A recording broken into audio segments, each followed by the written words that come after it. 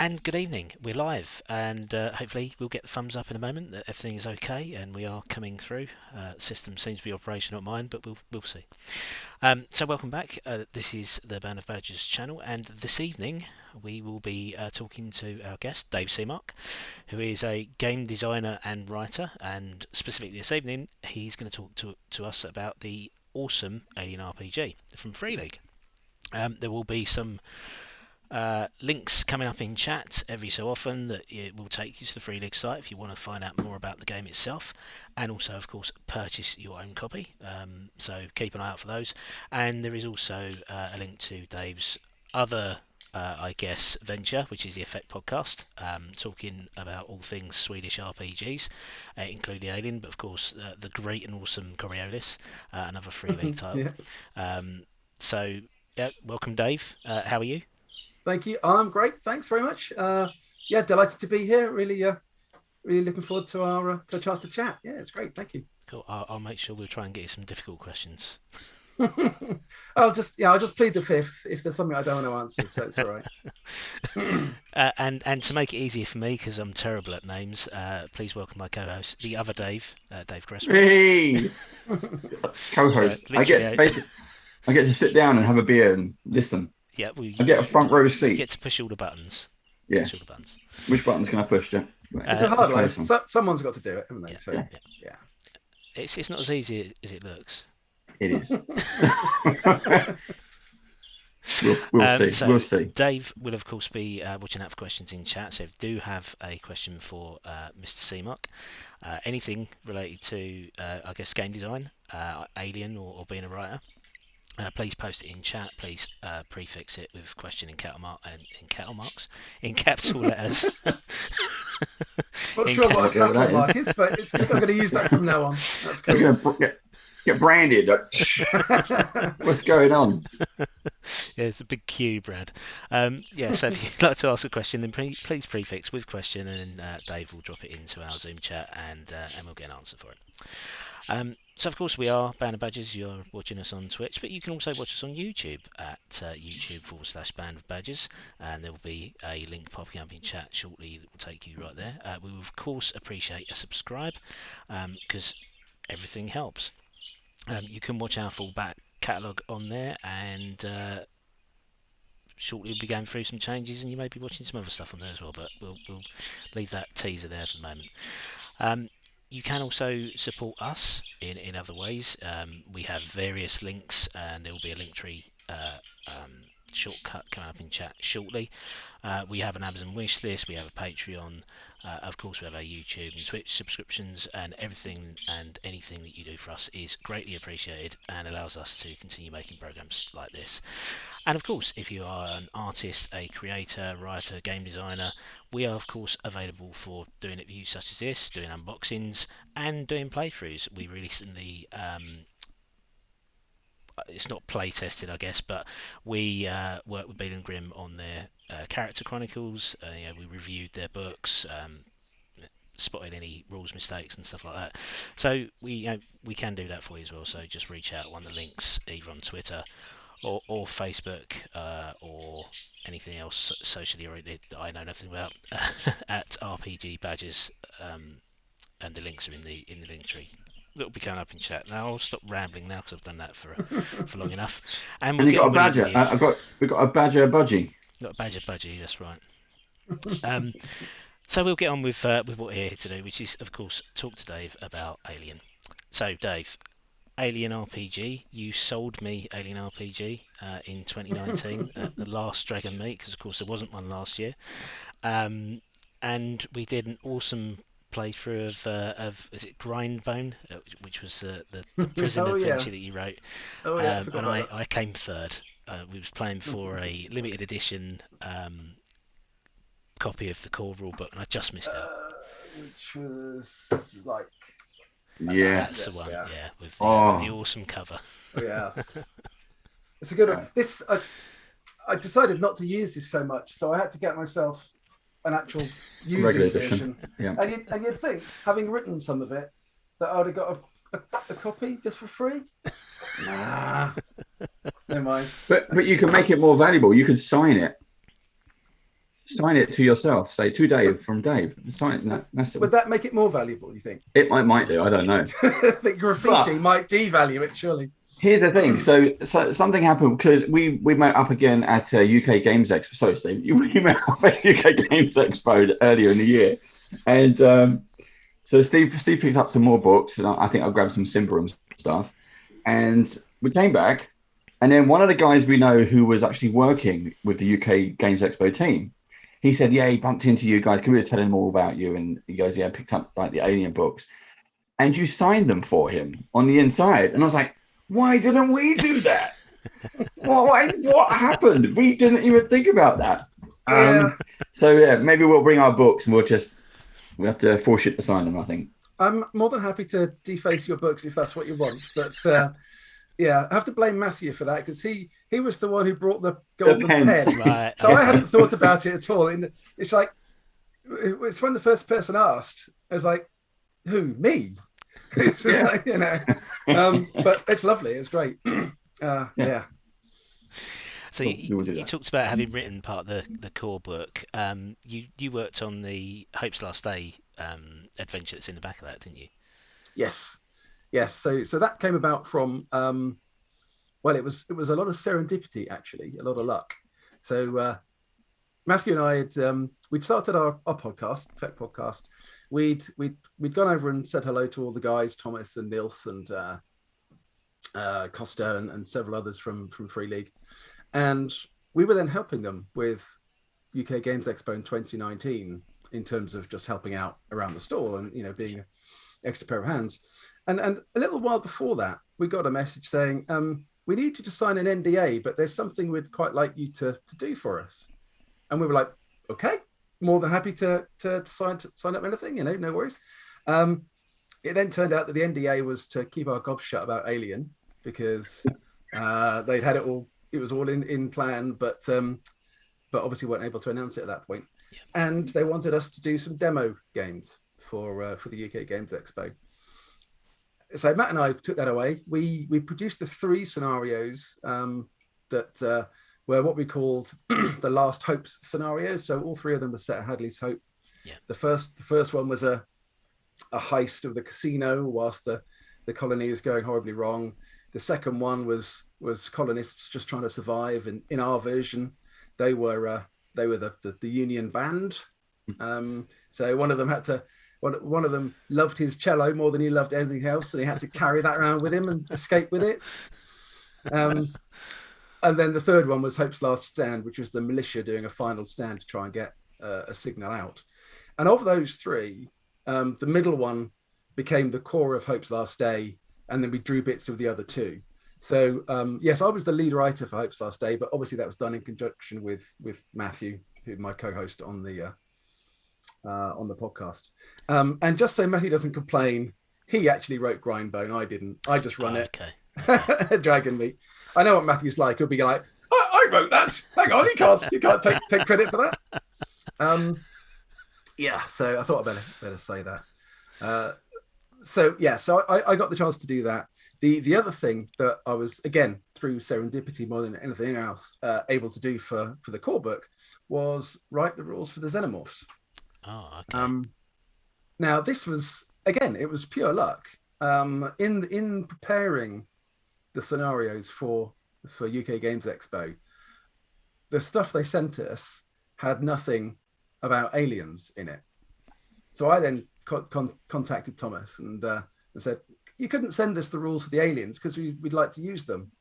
And he said, we don't have any yet. Do you want to write them? And I went, oh yeah, okay, yeah, I'll do that. So I wrote them, and pretty much as kind of my lucky first draft is pretty much what ended up in the book. Oh wow. Nice. Yeah, so that was my contribution to the core book, and the huge dollops of luck that were involved in getting into that position. Well, I was going to ask if it was daunting to get involved in something that obviously has a huge following. It's it's a massive universe. There's been comics, there's been movie franchises, and then writing about Hadley's Hope as well, which is the main setting in the Aliens movie. Were Yeah. you daunted in doing that? But obviously not, because you wrote the Alien rules as well. So one of these situations where you just dived with both feet straight in. Yeah, I think if I'd stopped to think about it, I would definitely have been. I don't know if I'm allowed to swear on this channel, so I You can won't. swear. I'm having a beer. You can swear. Go for it. um, you're like, oh shit, what the hell have I got myself into here? Yeah. But I didn't, and that never occurred to me until, well, actually, until you mentioned it, Steve. Thanks. Now I'm like, oh my god. Uh, no, it was just such a great opportunity, and working with the likes of Thomas and Nils, who are such great people and gamers just like us, who've turned their love of gaming into what is now this fabulous company. Mhm. No, I didn't feel pressure at all. Did I? No, not in the way that you'd imagine. Right. There was pressure to do it quickly. Yeah. Yeah. So the reason that Hope's Last Day ended up being in the book, and there's a little bit of a story here, which I'll tell you. Um, Originally, Chariots of the Gods was supposed to be in the core book. That was the original plan. However, Chariot of the Gods, as I guess most fans will know, is quite a big scenario. Yeah. Yeah. It takes up quite a lot of space, and there's so much text, so much content in the Alien book already. They didn't have space for it. So they came to us and said, "Can you produce, um, Hope's Last Day as it became, in 5,000 words, and we'd like it like a week tomorrow, kind of thing." And so we just went, "Yeah, of course, no trouble. That'll be absolutely fine." And yeah, just got on with it. And I mean, there were interesting things. So Drew Gasker, who is kind of the king of canon, as you'd expect, being the franchise expert, the franchise consultant for Fox and all of this stuff. Yeah. Yeah. So if he doesn't say it's canon, then it's not canon unless Ridley Scott says it's canon. Yeah. So he's in that that position. And his comment on a lot of the stuff I was putting in was not canon, can't have it. Not canon, can't have it. So we had to make a few changes just to make the scenario kind of fit Drew's view of the canon. And we did have a little debate about whether we should use Hadley's Hope at all. Mm-hmm. I think it was less a canon concern and more well, everybody's heard of that. It's been done, and why would we want to do it again? I was really keen to do Hadley's Hope because as a player, I wanted to walk through the halls of Hadley's Hope and get killed by an alien. And it seemed to be that most players have loved doing that as well. So I think that was absolutely the right choice, even if, sorry, Drew, it gave you a few headaches for some of the canon that we had to try and get in the right place. Yeah, so no, I think there. I didn't feel daunted. I didn't feel frightened by it. It was just such a great opportunity, and the help of the likes of Thomas and that actually just made it a great experience. It wasn't a bad experience in any sense at all. It had to be done quickly. Yeah. But that didn't matter. Before I started doing stuff as a freelancer, I'd spend all my evenings fiddling about with role-playing game stuff anyway. The telly might be on, or I might be doing something else, but the book would be open and I'll be thinking of some idea or another. So actually just writing the scenario or trying to cut more words out of it, which is usually the approach, was fine. I just got on with it and did it. It was great. Now, I guess some of the people watching may be new to Alien RPG. It doesn't use a unique dice mechanic. It uses a different dice mechanic than I suppose people who used D&D 5e used to. It doesn't use D20 system. It uses a D6 system, which is great. I really like it. And one of the main features is the stress mechanic, which is really good as well. So the stress mechanic allows you to push your roll, to push yourself to do something that you can attempt if you've failed a check, and also stress can occur to you if you see an alien and you're not quite up to snuff. You're not a Colonial Marine. You might just be a pioneer or a frontiers person or whatever. I remember when Matthew was on, we were talking Coriolis, we did veer into talking about Alien. He says that the stress mechanic for the Alien RPG is probably one of the most well put together. Yeah. I would love to be able to say I could take credit for the stress mechanic, but I absolutely cannot. I had absolutely nothing to do with it whatsoever. But it does fit the genre and the feel and the philosophy of the game in such an elegant way. It is probably the best of all the push mechanics, and there are some very good push mechanics out there.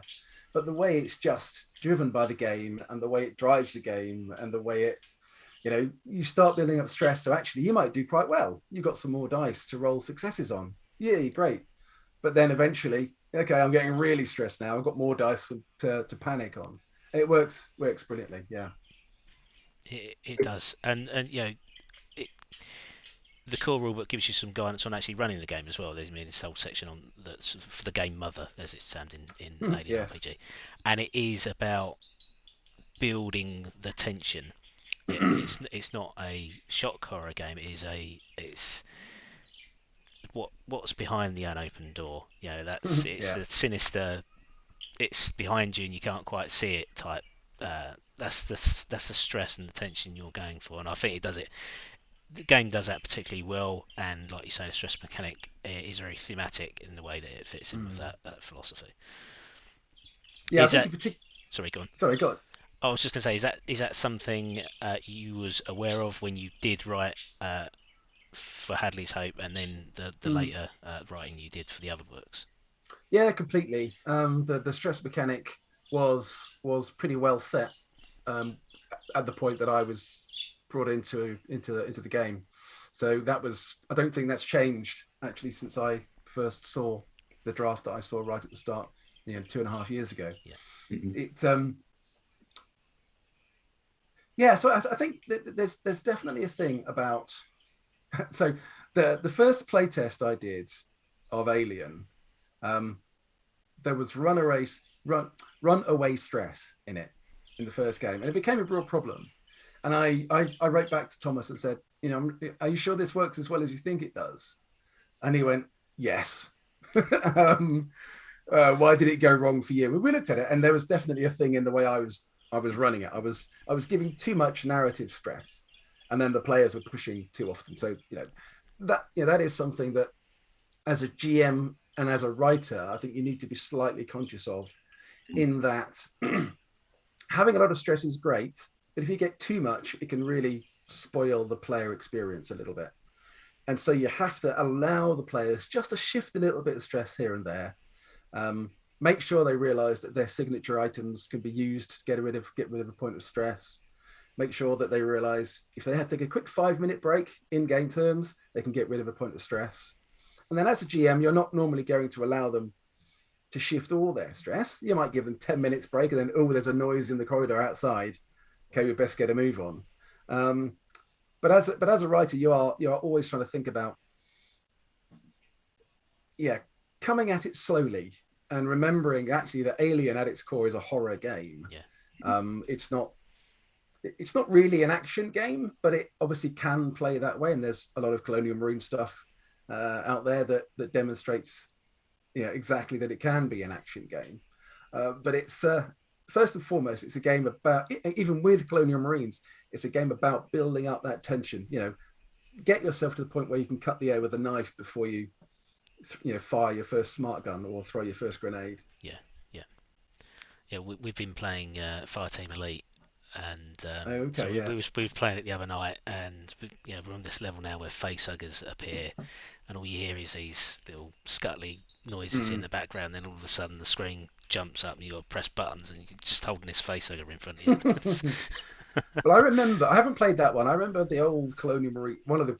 I'm not sure which version it was. Right. But it was just brilliant, because you were walking down this darkened corridor with a flashing light somewhere and a swinging bit of debris, with your boom, boom, boom, and putting the lights off and headphones on, playing that game. When it goes, just shit yourself. Frankly, it's like, oh fuck, I can't see anything. What's coming? And that's the kind of thing you want to try and aim for, I think. It's a great game because it is so immersive. If you have an active imagination like I do, I mean, we're going back to Dragon Meat in 2019. I was in that kind of live podcast as well, and I remember it was some kind of prison outbreak, And I was in the prison cell with another character who we found out since then was from Penance RPG, another podcast group, who we've since played with before, again with, and I attacked him straight up. The door's open. I attacked him because I'm like, I want to survive.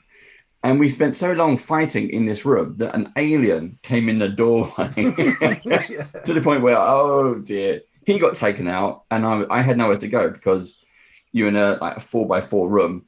This alien is huge. He's blocking the way out, and that was it. That was us done. But yeah, Steve managed to get all the way. You mentioned the books and the stories. We've had a question from live chat about: is there any plans for a future potential crossover? So will we see Predator, for example? Do you want the long answer or the short answer? The short answer is probably no. The long answer is no as well. Oh, okay. Fair enough. Okay. That will include all the complicated reasons why it's no. So if Drew was seeing this, he'll be patting me on the back and saying, "Good boy, Dave." No. So they are. So you've got Alien, you've got Predator, you've got Alien versus Predator. In terms of franchise, they are three totally separate things. So there will. I hesitate to say never, but I think Drew would probably say never. There will never be officially a Predator in the Alien role-playing game. Now, that doesn't stop people going and making their own Predators and putting them into their campaigns. And I know online, on Facebook and stuff, there's loads of stuff already out there that people have done exactly that. So if you want to put a Predator in your Alien game, feel free, but don't wait for it to come out in a supplement. So donkeys years ago, Steve ran a D&D game for us where we ended up so we were, bow, sword, magic staff, that kind of thing, where four of us ended up in these caverns, which slowly became alien caverns, which slowly became eggs. And then we're being chased by face huggers, alien warriors, and whatever. And then we find the wrist gauntlet from a predator, the cannon and we're, D&D characters. But that is, again, that always is a story that we remember from the gaming days. And that's how it all kind of fits in. This, the pop culture that we grew up with, experiencing, is still with us now, because those stories have stayed with. Like before going live, we were talking about The Thing. Yep. And it's because those stories basically shaped us, and I'm gonna get it. You got to get it. It's great. It's brilliant. He's tempting me to just buy loads of stuff now. We go to Dragon Meat and we're like, I'm buying that. Buy that too. Yeah. I'm going to buy everything. So it's really nice to kind of see how something like Alien is continually becoming not reinvented, just dusted off and show it again. And we're still around to enjoy it, whether it's computer games, board games, RPGs. I love everything about that. So you must be excited with all the stuff you're working on. Because you're a fanboy. Yeah, I love Alien. I remember watching it on my old black and white TV in my bedroom when I was about 11 years old, with earphones on. But there weren't like good earphones like this nowadays. It was some scrappy little wire with a horrible plastic thing that looked a bit like that you shoved in your ear. Yeah.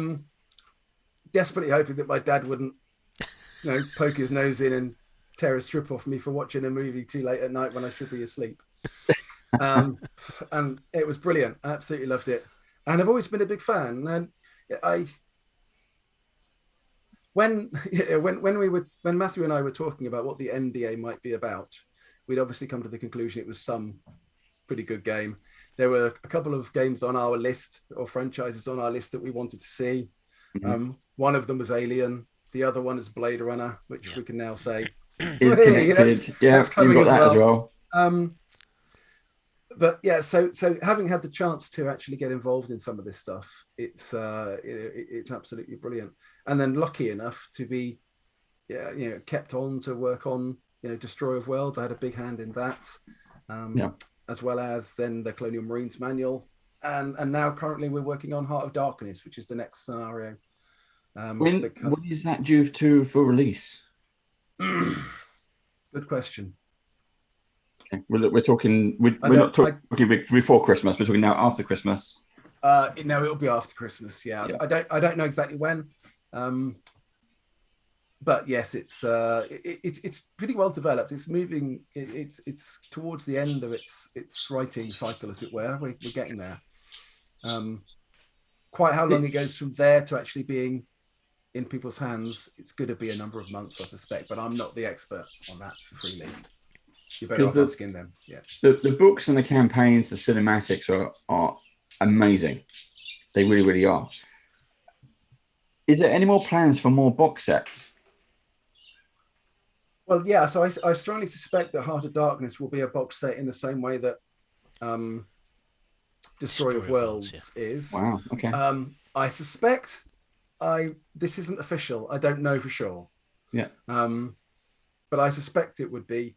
There's after that, we are already starting to work on the Explorer and Colonist supplement, which is the next big book to come out after the Colonial Marines one, which is, I think it's going to be called Building Better Worlds or something similar.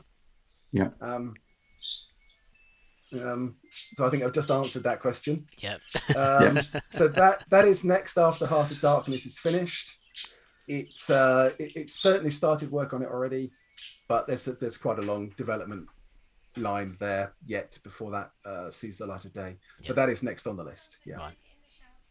We've got another question as well that's come in, and not just the colonist supplement, but also you've got the alien universe. Like basically, who from the alien universe would you love to add in the game that you've not yet added in?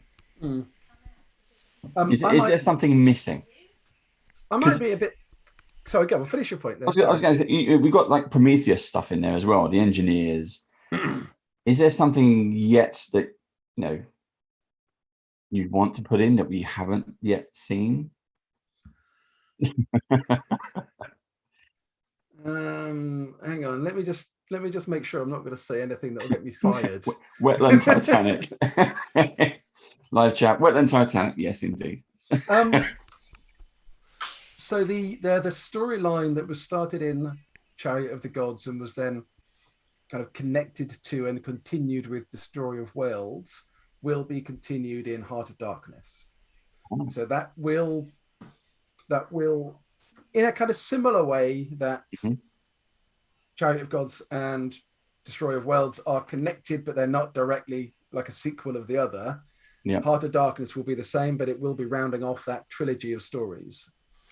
So that will explore some of those issues that have already come up and those points that have already come up, like the border bombers and that kind of stuff. These things might be explored in a bit more detail in Heart of Darkness.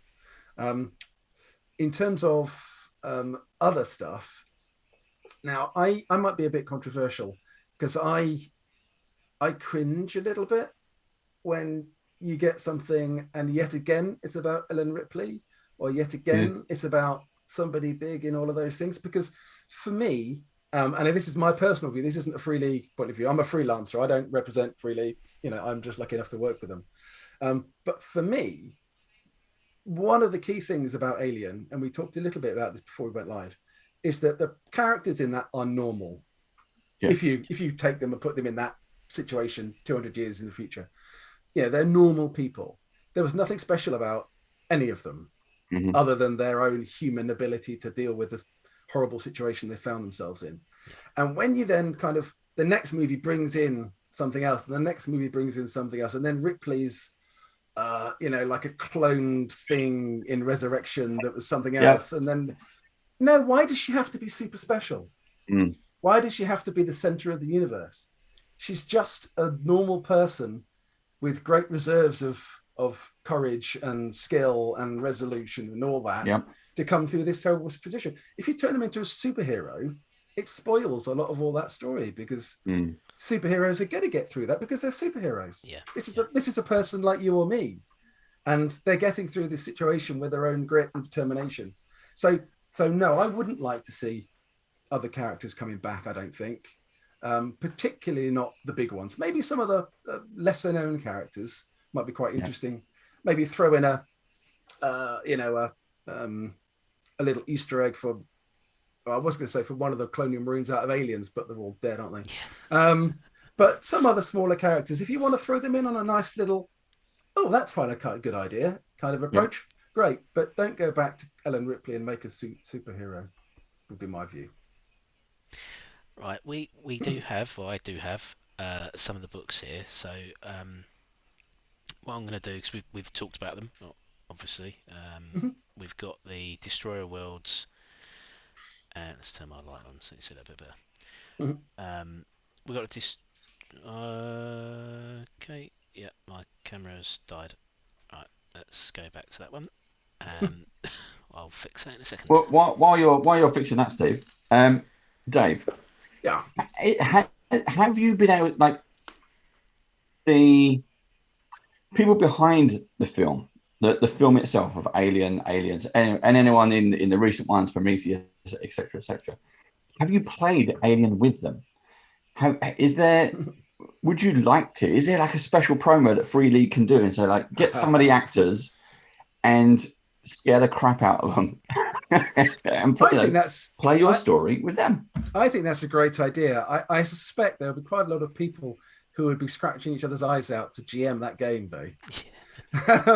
But yeah, exactly. One of the guys who wrote it just saying, "Oh, get a team of you." Just really, go to town on them. But now I would love to see that. I would love to see some of these actors, high profile stuff, and if they don't already know about it, introduce them to it.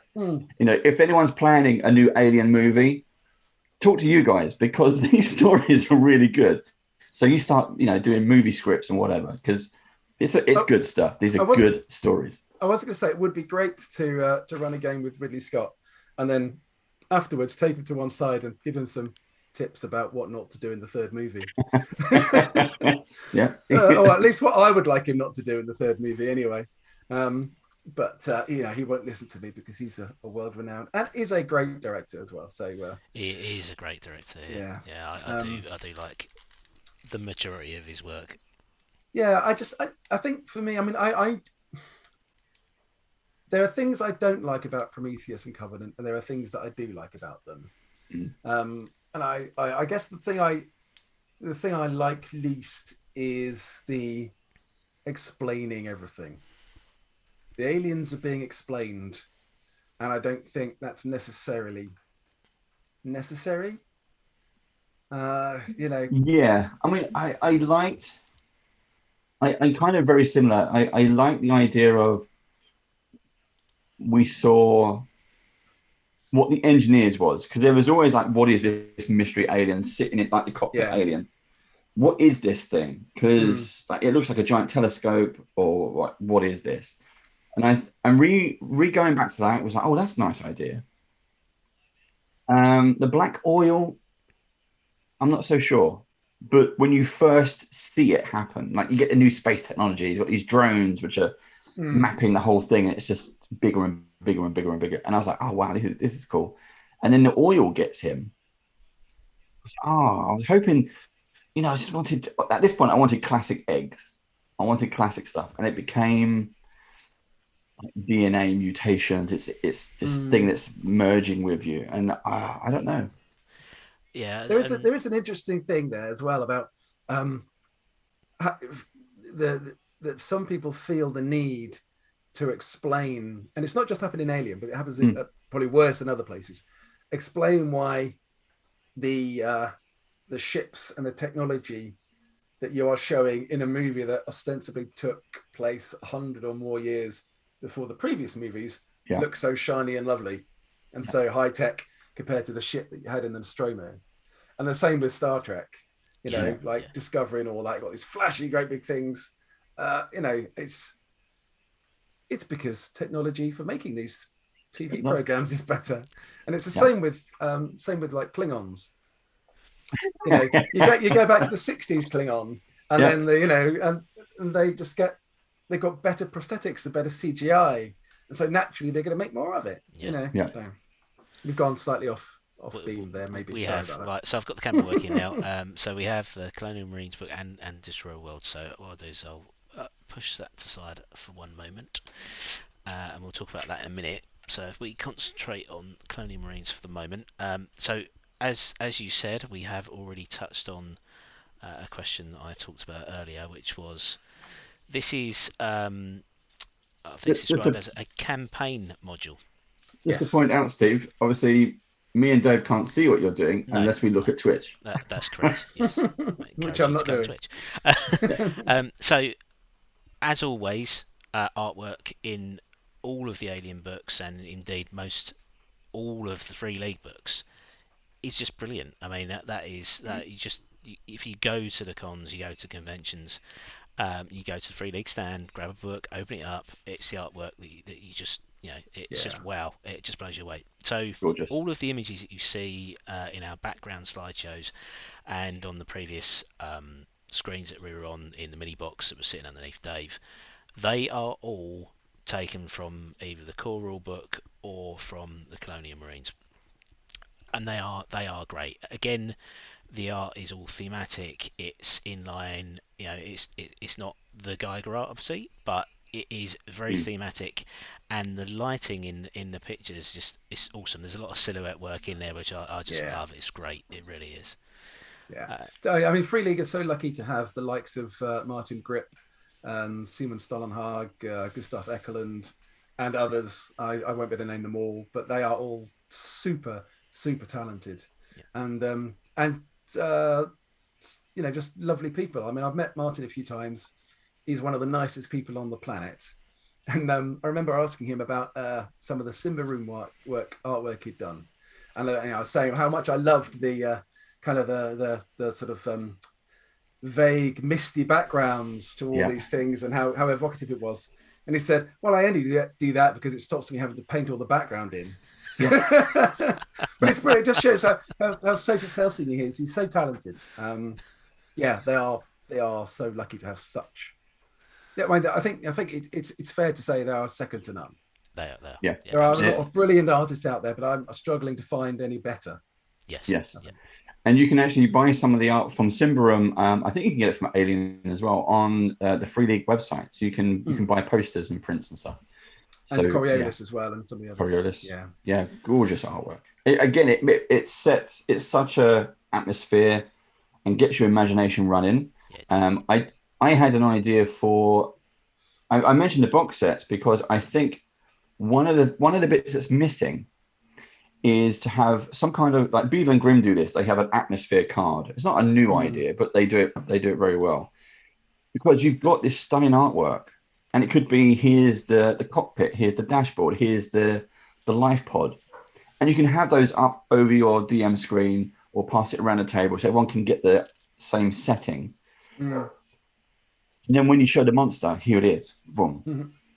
And you just want them to have that feeling because we saw it in the film. We saw Yeah. close-ups of the alien. We saw the teeth, and then we saw it when Ripley's staring face to face, and this thing like smiles and it opens. We want our Well, players to experience that. Yeah. So yeah. Yeah. Well, I remember when we did play the grindbone. I think the biggest cheer we got was when the guy got killed by because when you get caught by an alien, you have to actually roll what happens, what attack. Mm. yeah, It's a tail attack where it stuns you, and then you get taken off and subjected to face hugging at some point. Or there's the whole teeth through the skull moment. And when the guy got that, he rolled it. That was the biggest cheer we got. I think was he'd been iconically killed by an alien, which is exactly what you want as a player. So this book, it describes itself as a campaign add-on module.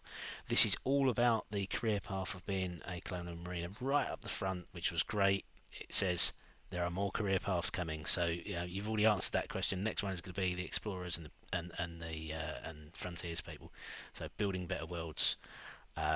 Looking forward to that as well. And this book focuses much more on campaigns rather than the cinematic stories. Yep. So cinematic stories are these short scenarios, normally played in three parts, such as Chariot of the Gods. So that's obviously a move away from what's been written before, allowing you to run a campaign. Yeah.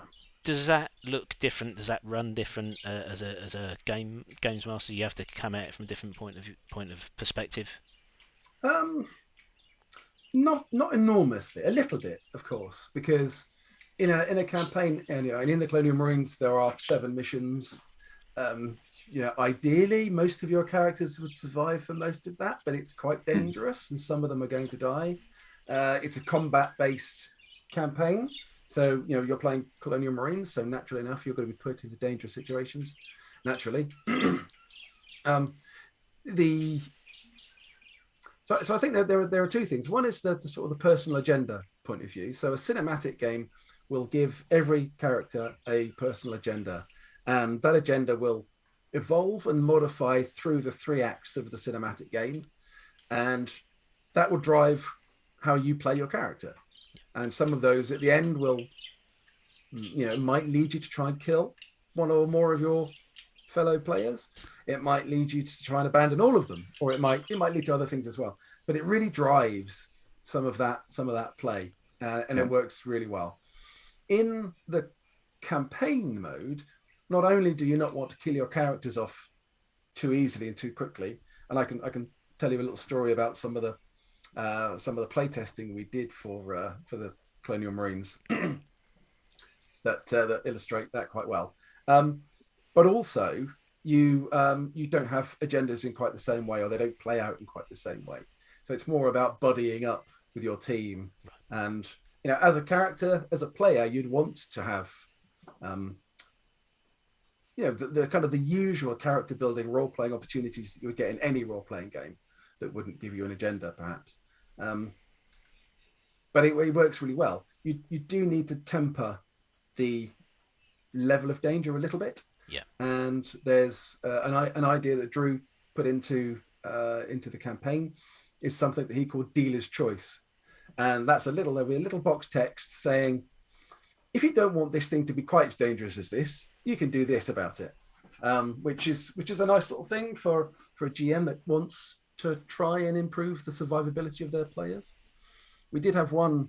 I'll try not to give any spoilers for people who haven't played it. We had one playtest particularly where the team went to a certain location, and this can bring me on a little bit to sort of my particular role in working on these things with Drew. Drew, as written, had set a certain level of threat by the number of enemies that they were going to face. Yeah. In the space of about 4 or 5 rounds, 2 of the players were dead. The NPC they were having to protect was dead. Their leader had run, and it was all all going horribly wrong. That was because what Drew loves to do is set up really big, exciting, dramatic, almost over the top scenes. And then I come in and say, okay, Drew, hang on, let's bring that down a bit, because if we do that, all your players are going to die. So, I mean, with all of these things, Drew is the lead writer. He has the ideas. He sets out the kind of the scope of the missions and the where they want to go. Yeah.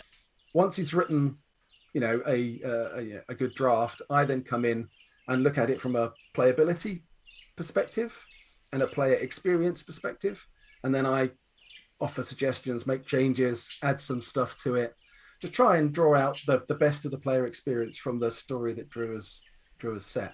Yeah. And it seems to work really well. At least the Free League guys seem to think so, because Drew and I, this is the third, we're both working on Heart of Darkness, so this is the third thing we've worked together on along these lines, and it seems to work quite well, I think. So I think I diverged from your campaign question, didn't I? Sorry, Steve. That's okay. Right, so the book has unfortunately fallen open at the same page I had it open at earlier. And you talked about how you worked on the rules for the aliens. So in this new book, there are 2 new alien breeds because they've been mutated due to some science experiments. And I'll just say that there is one in here called the Gorebuster Xenomorph. And the Gorebuster Xenomorph does not chest burst, it body bursts. And then you basically have to roll a saving throw, and if you fail, then you get infected with the same virulent, and within 1 or 2 minutes you burst also. And did you work on that? No. That's coming from the engine. mind of somebody So that's come from Drew Kill 'em all Gasker, as I think we call him. So yeah, no, the xenomorphs in the Colonial Marines manual were drafted up by Drew. Yeah, I think that's there's a place for that kind of deadliness. I think as a GM, you just need to be slightly careful that you play that in at the right dramatic moment.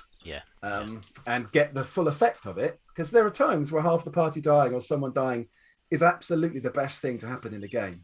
Some of my most memorable moments as a player have been those fabulous deaths when my character has died, but in a moment that is just way.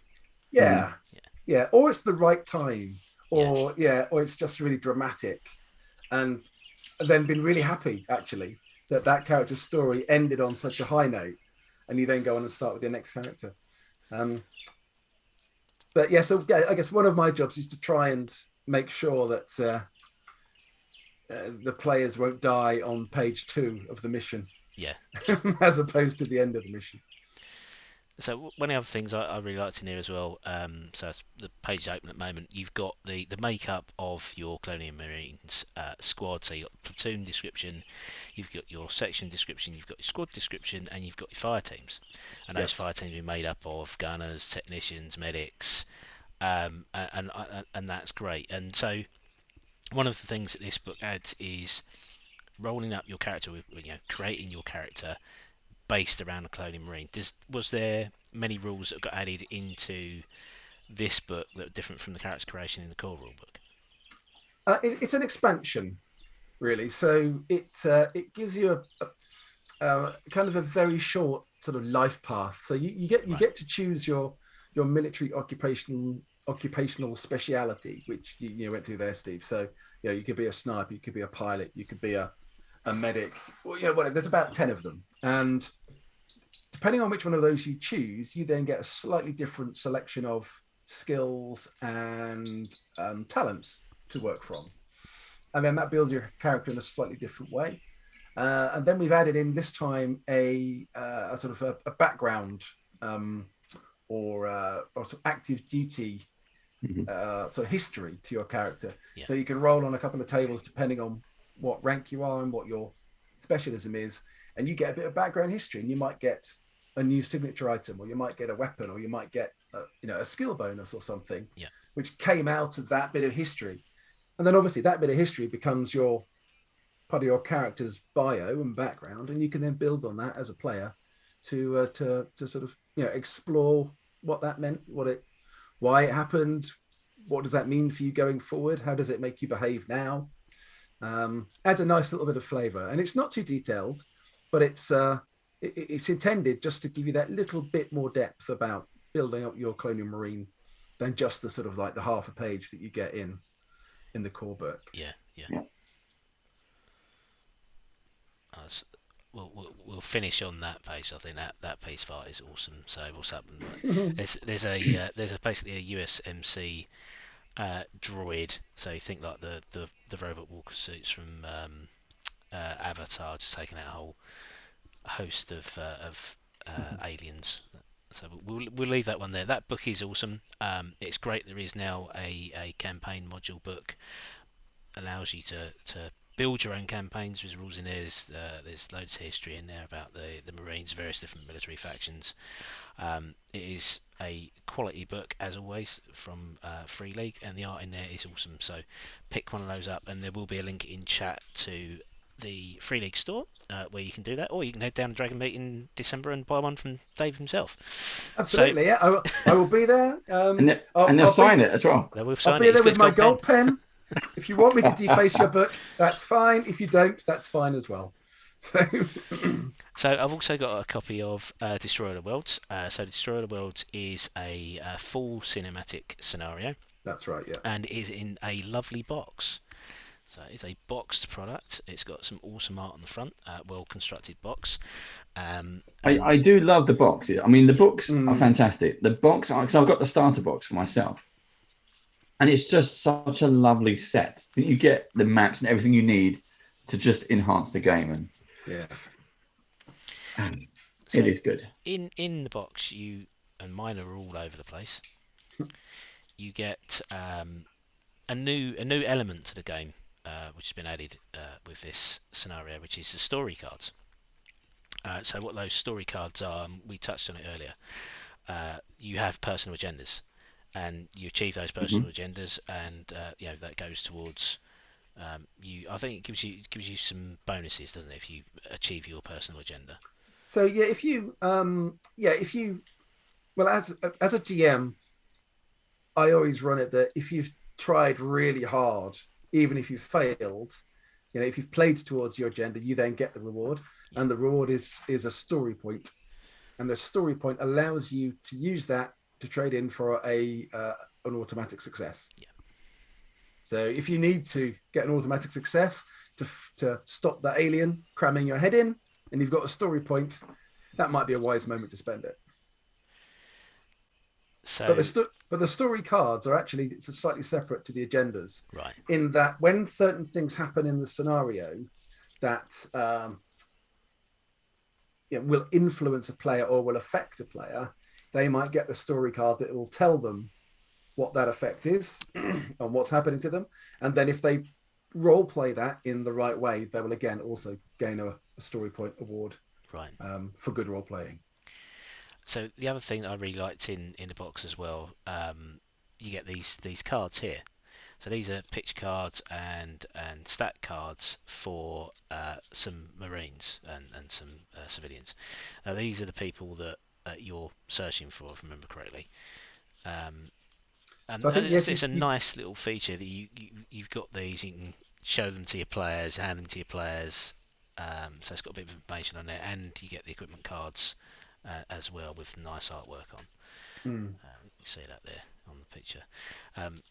They are great. They're really well made as well. Sorry, I interrupted you there. I was just going to say something, Dave. No, all I was going to say was, I think you get the cards for some NPCs that are key to the scenario. Again, no spoilers for anybody who hasn't played it yet. But I think you also get cards for your playable characters as well. I think you do. You get your if I remember correctly, playable character. You get the sheets. Right. So these are full A4 sheets. You get a artwork for the pre-made character for you to play. There is a description of your character. There are all the skills and the talents. So there's everything there you need to play. And then on the flip side, there is your character sheet, which will include all of your stats, your ability scores, your equipment, your signature item, which obviously plays a big part in your stress mechanic. So it's all in there in the box. So you literally just turn up with a box, sit down with your players, hand out those cards, and get straight on with it. There's no pressure to do session zeros or create characters in advance. Actually, Dave, question on that one. Do you know if players can download blank player character sheets from Free League? Yes, I'm sure they are available. Absolutely, yeah. Just in case, because obviously, me being a collector, I don't want people to write on my character sheets, but I'm happy to download some and get some printed out. So I can pre-fill that or get these. I pre-gens done. I think there are plenty. Well, I don't know if you can download the pre-gens, but you can. There are definitely plenty of places you can download blank character sheets and form fillable PDFs. Yeah, as well, if that's your thing. There's on the Facebook group, and there's a Discord group. I think all of those will have it, and there must be loads of other places you can get it to. Yeah. Free League website, I'm sure, we'll have them as well. So there are a couple of player handouts as well. So there's this description of the mission, the outbreak in Euphora Station, and there are player maps. That's the player map of Fort Nebraska, and the insurgent compound, and then the other player map handout is the other areas that you'll be playing in, and they're all done in the like the motion tracker style of green on green with the black, which is very iconic. I really like that, and the fact you can give the maps to the players, it feels like you're immersing them again, because they can sit and look at it to their leisure. Obviously there's technology in Alien where they can see what's in the next room because they have motion trackers. There's no fog of war as it's unnecessary. And then of course for the DMs you have the big map, and I will fold this out. It is massive. It is A1 size on really thick cardstock. It is double-sided. It is very detailed. I'll just pour this across the desk. That is great. It is a beautiful map, and there's a whole map of Ariakus or Ariarchus, which is a United Americas colony, which is setting for the scenario. So it's great product quality as usual. And then of course there is the adventure. So you worked on this as well, didn't you, Dave? Yeah, absolutely. Yeah. Without spoiling it, because I'm not going to open it in the event I spoil it for somebody who's reading it on the screen. What was your favourite part on writing it? Ooh. So again, this is on a similar format to the other ones where Drew had done the base scenario and then I came in and had a look at it. I did get the chance to write a bit more on this one than some of the others. So well, I guess it's spoilers. There is an event. There were a couple of events that I wrote. One of them in the third act explains what happened to somebody in an earlier act. When I liked that. So again, I can't explain it any more than that without being a spoiler, or at least a little bit of a spoiler anyway. So I guess I have to leave it there. But that was cool. I think there was a couple of events I wrote for the second act, which I think which is great because it gave a bit more kind of momentum to that act. So being able to write something that feels like it has an impact, a broader impact than just one little scene is quite cool. Yeah. Particularly when as I said, it's Drew is the lead writer for this. He's marked as the lead writer for very good reason because he wrote it all, and I came in and offered some support and some extra bits. So I was delighted to be involved in it, but I can only take credit for a few little bits. I'm great. wary It's on great to opening be this because I opened it and obviously read through, and very early on there's a section that talks particularly about what happens with one of the characters. So I'm not going to flick it open because it'll probably open on that page and it'll give the game away.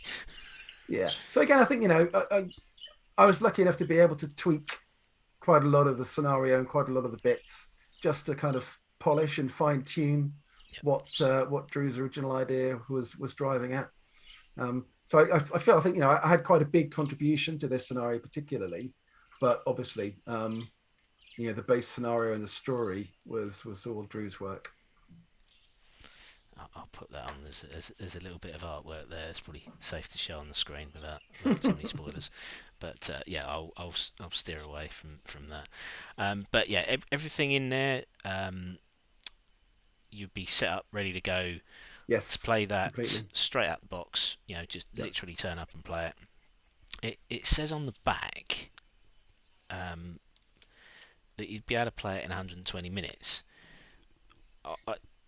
Judging by how long it takes us to play anything, there's absolutely no way we'd be doing that in 2 hours. To me, I think that's probably 6 to 8 hours. Well, at least. Hang on. Does it say 120 minutes? Really? 120 minutes, yeah. No, I won't destroy the show trying to find it. It's a long scenario. It's a big scenario. There's a lot going on. There are a number of different routes that the players can take to reach the conclusions and the finale. I'm not quite sure how you do it in 2 hours at all. So 2 hours over 10 sessions, maybe. Speed run. So run away from everything, get in the pods and escape. Job done. Well, it's an option. So I say when we were playtesting it, we got to 21 hours when all the characters were dead and we hadn't finished. So that was on the first playtest. And and it wasn't made any shorter. Let's put it that way. And again, it does depend on your group, because some groups will just go very quickly, aim for the finale, just really be mission focused. Other groups would be happy to talk a lot more, argue over what the next course of action is going to be. I had one game of, just to illustrate this point for me anyway, of Forbidden Lands, where it was a random encounter and someone came in to try and steal our food while we were camping. And we captured him, and then we decided to kill him. And then we spent 2 hours arguing, where we then decided to let him live. And that was 2 hours between 3 players. It was brilliant. It was great fun. Matt, who was GMing, just sat back and enjoyed the show. But yeah, we would take a long time to run it. But even if you're running it really fast, it's going to take you probably at least 6 or 8 hours to run through it if you are racing through it. It's a big thing. So this has the feel, obviously, of accompanying the Colonial Marines operation manual. It's a scenario, obviously, around Colonial Marines. Was that done on purpose to basically come out at the same time as that campaign module? And does Heart of Darkness therefore fit in more with the Explorers campaign module? You're smiling. I'm just trying to think again. What can I say without getting in trouble? I guess yes is probably. Well, fair. I mean, so Heart of Darkness is a book, and I'm going to kick myself because I can't remember who the author is, and it's about a boat journey. So, and I think there is a lot of parallels between Alien as well, isn't it? Yeah. So it was Conrad. Yeah, the author. Joseph Conrad. And there's quite a lot of references to his work in the original movies, and that's been carried on. Heart of Darkness, as you say, is carrying on that tradition. I don't think you should necessarily read any spoilers into the storyline of the book, into the storyline of the scenario. Right. Okay. It's not going to be kind of an alien version of that book. But I think it's probably safe to say that it's not a Colonial Marine scenario. It is going to be going back perhaps to some of the more alien rather than aliens tropes. Yeah. But again, it's going to be another quite a meaty scenario. It's it's going to be a good one. Okay. Was there any more questions from chats? We are now at 10:10, so we are running out of time for questions. So if you have any last second questions, get them in quick. I have a question. We mentioned, you're currently working on Heart of Darkness for potentially maybe a Q1 release, maybe Q2. What else is on the cards? Is there more to come? And how many more? Tell us now. Tell us everything. Is there more? So how much? I'm not completely au fait with what the plan is. There is definitely more to come for Alien. There is a big aspiration and ambition in Free League to do a lot more Alien stuff. So yeah, it has become such a big hit. I mean, the book came. Did anyone think it would be as huge and well received as it is? When you're writing this, fanboys will get this. They'll have it. But this has got, I mean, I know D&D groups and tables who have gone, you know what, have you heard of Alien? Like, yeah, I've heard of Alien. Yeah, we're playing that now. Yeah. So they've stopped their stories, their campaigns. They're playing Alien. Which is great. Yes. Which is great. I mean, the more people that play a wider variety of role-playing systems than D&D, I think is brilliant. So I'm not quite sure what the expectation was. I think, as you said, there was a definite feel that it needed to be done well. It had to be done right. There was no room for error, I think. And I think the Free League guys felt that, going back to your question at the start, Steve, I think they felt that a lot more than I did. Because ultimately, if what I did wasn't to their taste, they didn't think it was good enough, it wouldn't just get in. Yeah. They are wonderful, lovely, beautiful, brilliant people, but they're not going to let any old shit get into their products. Yeah. So So I think they saw it definitely as an opportunity. It was obviously going to attract a lot of attention because of the franchise and how popular the franchise was. Did we expect it to be as big as it's become? I don't know, probably not. I think the kind of perfect marriage of a franchise that is so big and so well loved and so well known, married with a game system, particularly the stress mechanic that works so perfectly, has probably had the effect. If it had been a bit shit and that mechanic hadn't worked and the game was fine, but they haven't really nailed it, then I don't think it would have got anywhere near as far as it's done. I think the game had to be good. It couldn't just rest on the franchise. Yeah. So great credit to Thomas and Nils and all the others at Free League for doing such a great game. Like I say, I'm a fanboy as well, even though I'm lucky enough now to work with them on a lot of this stuff, and I've been lucky enough to work on Twilight 2000, a bit of Versen, and some other stuff as well. Is Twilight 2000 out? Is that out now? It is going out. Yes, I have. I saw Matthew had he did a little box opening. I was like, oh, yeah. Is that a preview copy or is it out? No, I think it's arriving. Arriving. Mine hasn't arrived yet. Right. But okay. I think it is arriving. Yeah, so it's kind of process there. Of shipping. Good. You're almost there, but not quite. So as I said, I think they probably saw Alien as a great opportunity to have a big splash and maybe break into the American market more than they had done already. Mm-hmm. But it was a risk, because if it turned into a complete cock up, then that might kind of like sour their reputation. But as we'd expect, they did a great job. They certainly did. Okay. So if there aren't any more questions from chat, Dave, we'll good. Up there. Yep. Yeah. So thank you very much, Dave, for joining us. My pleasure. Thank you for inviting me. You can check out Dave and Matt, or Matthew, on the Effect podcast. There has been some links going up in chat throughout the interview. I'm sure Dave will be doing that one now. And of course, if you want to find out more about the Alien RPG and of course pick yourself up a copy, I highly recommend it. Then you can head over to the Free League site. You can pick up PDF versions as well as hard copy.